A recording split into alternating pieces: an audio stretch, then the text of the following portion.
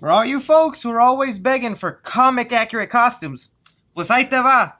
How you like it now? Hey guys, thanks so much for clicking on this video. My name is Chris. Wow, 3 videos out today. Hasn't been like this since pre-pandemic. Feels kind of good to be getting this much news in one day. What we're going to be talking about is the newly released WandaVision trailer that has landed online. This is the new Disney Plus series that'll be heading to us this year. Disney has confirmed that. With the trailer that just landed online from the Emmys, I'm going to be breaking it down with a couple of shots, pointing out a couple of Easter eggs you might have missed. But I'm going to definitely need your guys' opinions down below on this. We've gotten so many updates now on these Disney Plus shows. I mean, we just recently got the casting announcement for who She-Hulk is going to be. And after seeing this trailer, it might seem weird and quirky, but this is exactly what I want to see from the Marvel Cinematic Universe. Something so different that we haven't seen before. But also go ahead and hit that like button if you enjoyed this trailer. Alright, so starting off with the WandaVision trailer, one thing you have to know about this show going in is that it's going to be sort of a parody, or I should say commentary, on sitcoms that we've gone through American history. We're going to be starting off with the I Love Lucy era of the black and white family dynamic sitcoms where everything's real happy, joyous, everyone has a smile on their face, acting a little silly. Also giving us a look at Catherine Hahn, who is going to be playing the quirky neighbor that every sitcom show has. Definitely after watching this trailer, you get an idea that there is something more sinister going on with her. From the reports that we've gotten is that WandaVision will have the villain of Nightmare, who is usually known to be a villain for Doctor Strange. But that kind of makes sense when we've read reports that say that WandaVision will tie directly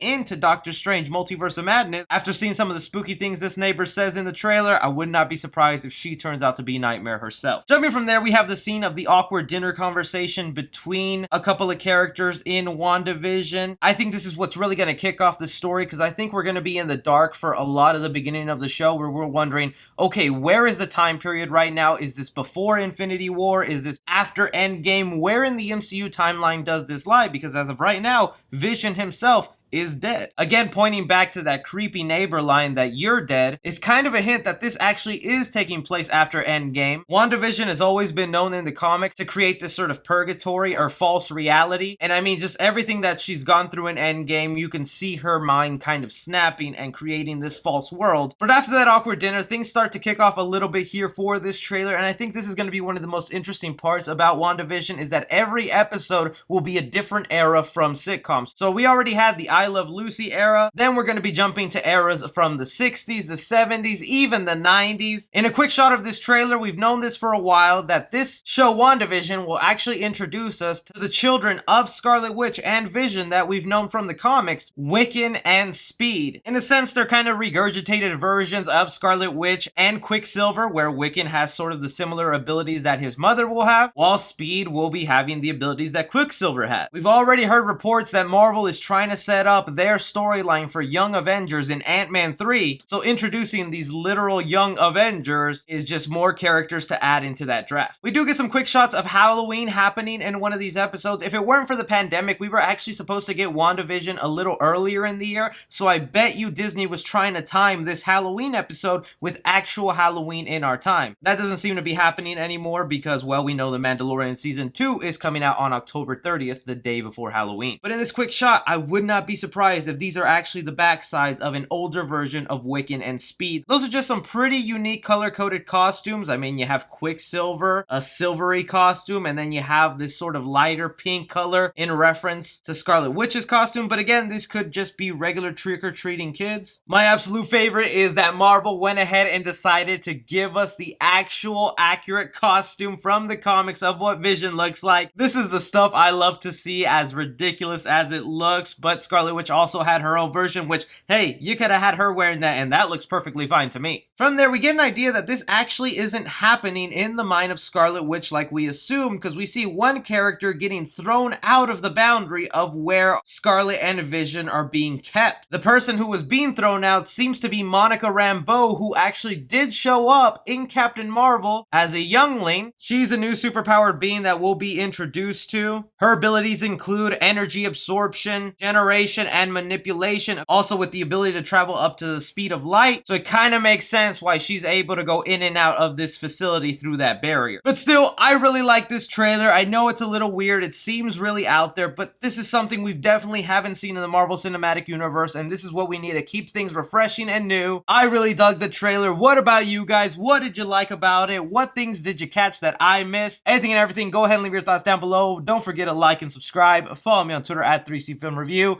As always, I'm Chris. Take care.